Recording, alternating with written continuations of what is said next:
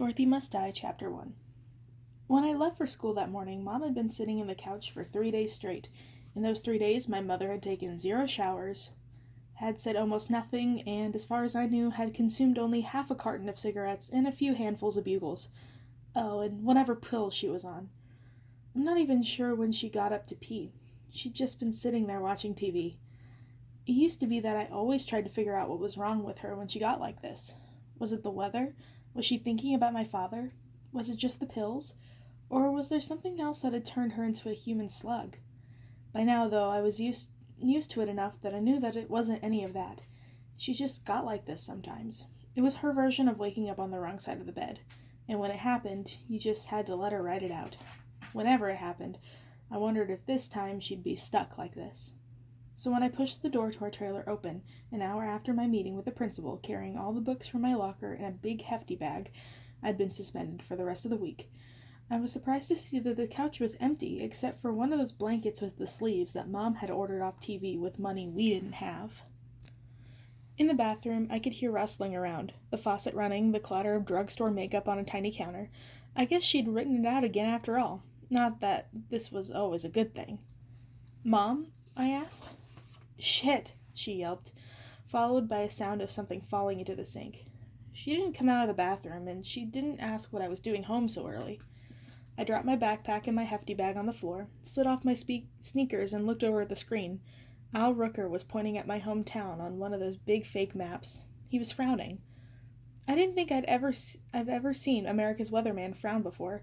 Wasn't he supposed to be reassuring? Wasn't it like his job to make us feel like everything, including the weather, would be better soon? If not tomorrow, then at some point during the extended 10-day forecast? "Hey," Mom said. "Did you hear? There's a tornado coming." I wasn't too worried about it. They were always predicting disaster around here. But although nearby towns have been hit a few times, Dusty Acres has always been spared. It was like we had cliché to shield us. Tornado sweeps through trailer park, leaves only an overturned barbecue. That's something that happens in a movie, not in real life. My mom emerged from the bathroom, fussing with her hair. I was glad to see her vertical again, freshly scrubbed with her face all done up, but I had to wince at the length of her skirt. It was shorter than anything I owned. It was shorter than anything Madison Pendleton owned. That could only mean one thing. "Where are you going?" I asked, even though I knew the answer. For 3 days, you're one step away from a coma, and now you're heading to a bar? It was no surprise. In my mother's world, there were only 2 pieces of scenery, the couch and the bar. If she wasn't on one, she was in the other. She let out an customary sigh. "Don't start. I thought you'd be happy that I'm back on my feet again. Would you rather I just lie on the couch? Well, you might be content to mope around the house all day, but some of us have a life." She fluffed up her already teased hair and began looking for her purse. There were so many things wrong with everything she'd just said that I couldn't even begin to process all the ways it was infuriating. Instead, I decided to try the sensible argument. "You're the one who just told me there's a tornado on the way. It's dangerous. You could get hit by a tree or something. Won't Tawny understand?" "It's a tornado party, Miss Smarty Pants," Mom said, as if that explained things. Her bloodshot eyes lit up, and she spotted her purse lying on the floor next to the refrigerator and slung it over her shoulder. I knew there was no point in arguing when she got this way. "You need to sign this," I demanded, holding out a slip of paper Starchin had given me. It was to show that she understood what I had supposedly done today and that the consequences were. "I got suspended," I told her.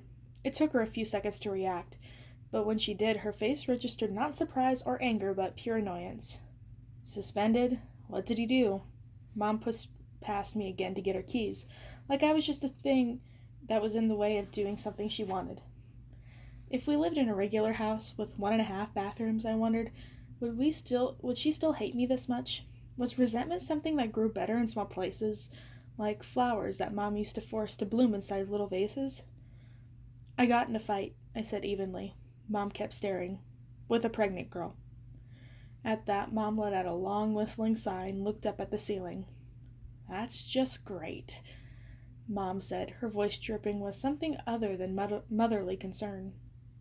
I could have explained it to her. I could have told her exactly what happened, that it wasn't my fault, that I hadn't even hit anyone. But the thing is, at that moment, I kind of liked having her think I'd done something wrong.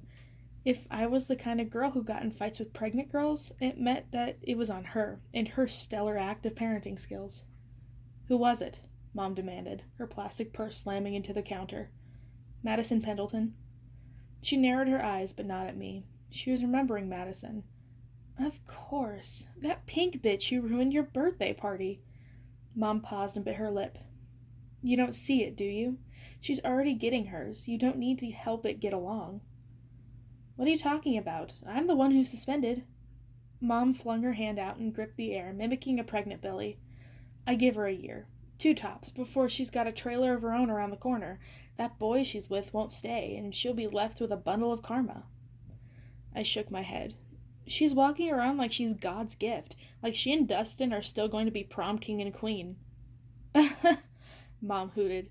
Now, but the second that kid comes, her life is over. There was a pause. I could drive a truck through. For a split second I thought of how things used to be. My before mom, the one who dried my tears and challenged me to a cake-eating contest at that faithful birthday party. More cake for us, she'd said. That was when I was 9, after Mom left, but before the incident and the pills. It was the last time she'd even bothered remembering my birthday. I didn't know what to do when she acted like this, when we were almost having a normal conversation, when she almost seemed like she cared, when I almost saw a glimmer of who she used to be. I knew better, but I leaned into the kitchenette counter anyway. 1 second you have everything, your whole life ahead of you, she said, fluffing her hair in the reflection from the stove. And then boom, they just suck it all out of you like little vampires till there's nothing left of you. It was clear she wasn't talking about Madison anymore. She was talking about me. I was her little vampire. Anger pricked in my chest. Leave it to my mother to turn any situation into another excuse to feel sorry for herself. To blame me. Thanks, Mom, I said. You're right. I'm the one who ruined your life. Not you, not Dad. The fact that I've taken care of you every day since I was 13, that was just my evil scheme to ruin everything for you.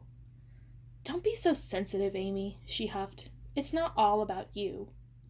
All about me? How could it be when it's always about you? Mom glared at me, and there was a honk from outside. I don't have to stand here and listen to this. Tawny's waiting. She stormed out the door. You're just going to leave me in the middle of a tornado? It wasn't that I cared about the weather. I wasn't expecting it to be a big deal. But I wanted her to care. I wanted her to be running around gathering up batteries for flashlights and making sure we had enough water to last through the week. I wanted her to take care of me, because that's what mothers do. Just because I'd learned how to take care of myself didn't mean I didn't still feel panic setting in every time she left me like this, all alone, with no clue when she'd be back, or if she'd ever be back at all. Even without a tornado on the way, it was always an open question. It's better out there than to be in the here, she snapped. Before I could think of a good enough retort, she was gone. I opened the door as she slid into the front seat of Tawny's Camaro. I watched as Mom adjusted the mirror to look at herself and saw her catch a glimpse of me instead, just before the car vroomed away. Before I could have the satisfaction of slamming the door myself, the wind did it for me. So maybe this tornado was coming after all. I thought of Dustin and his wasted scholarship and about my father, who'd left me behind just to get out of here. I thought of what this place did to people, tornado or no tornado. I wasn't Dorothy, and this stupid little storm wasn't going to change anything for me. I walked to my dresser, pushed up flush against the kitchen stove, and opened up the top drawer, feeling around for the red and white gym sock that was fat with cash. The stash of money I'd been saving for an emergency for years. $347. Once the storm cleared, that could get me bus tickets. That could get me a lot farther than Topeka, which was the farthest I'd ever gone. I could let my mother fend for herself. She didn't want me. School didn't want me. What was I waiting for? My hand hit the back of the drawer. All I found were socks. I poured the drawer out and rifled through it. Nothing. The money was gone. Everything I'd spent my life saving up for, gone. It was no mystery who'd taken it. It was less of a mystery what she'd spent it on. With no cash, no car, no one to wave a magic wand, I was stuck where I was. It didn't matter anyway. Leaving was just a fantasy. In the living room, Al Rucker was back on TV. His frown was gone. Sort of. But even though his face was now plastered with a giant grin, his jaw was quivering, and he looked like he might start crying at any second. He kept chattering away, going on and on about isotopes and pressure systems and hiding in the basement. Too bad they don't have basements in trailer parks, I thought. And then I thought, bring it on. There's no place like anywhere but here.